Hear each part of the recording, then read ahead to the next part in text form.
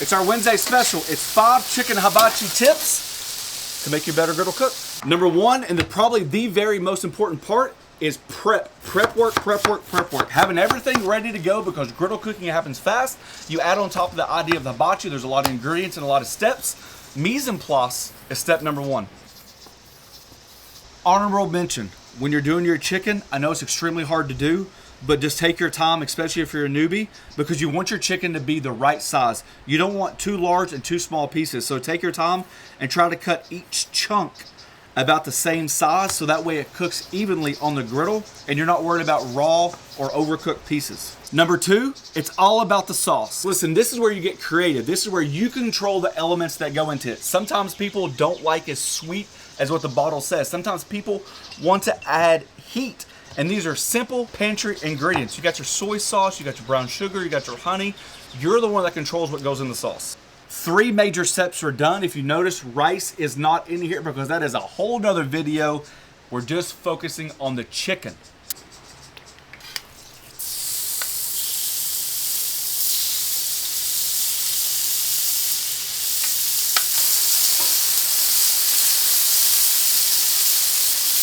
Next tip, zone cooking. Whether you have a 2 burner or 4 burner or 3 burner, it's incredibly important to understand your zones. I've got this zone on high because typically on Blackstone your edge is a little bit cooler, but I've got this zone over here on low. So depending on what griddle you have, you either need to turn up your knob or turn down the knob. It's about zone cooking.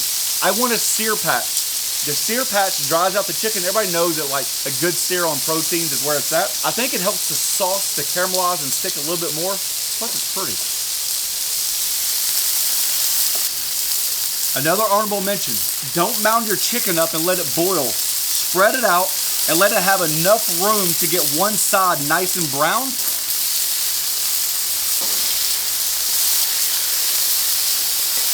Don't put your butter on first, because if your butter's on first and your griddle's on high, you're gonna burn the butter.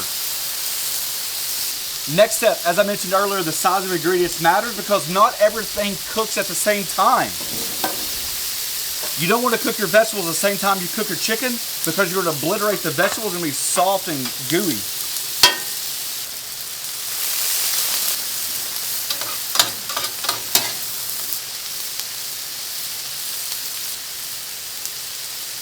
Last but not least, add your sauce. You don't want to add your sauce too early. If you add your sauce too early, you end up boiling your chicken. Plus, you want to go in stages. As your sauce reduces, it gets a little bit thicker and hangs onto the chicken a little bit more. Notice how inside of the griddle, like right here, we're not boiling, but on the edges we are, because it zaps the temperature of the griddle. That's why this griddle is on high, and this is on medium, this is on low. If you bring it over,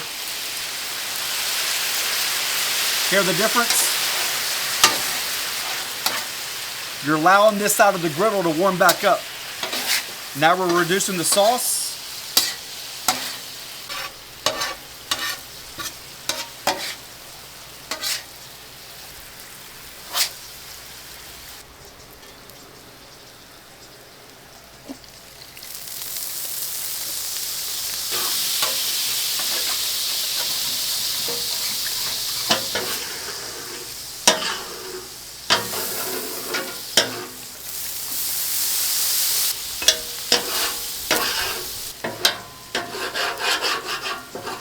And just like that, your hibachi journey is done. Now, we did this recipe exactly, and I mean exactly the way the recipe is listed on theflattopking.com. A lot of times I'll even change my own recipe. However, when we did this illustration, I went straight from the nuts and bolts and did it exactly the same way. The only difference I did was instead of chicken breast, I did chicken thighs.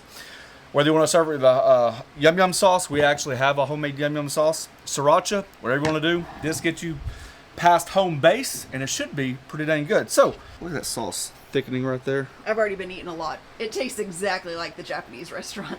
All you need is a toothpick and a guy saying you want a sample. No, all you need is like the flying shrimp. The shrimp like flying towards your mouth. Here. Hibachi appetizer shrimp. That's what we're missing. That's spot on.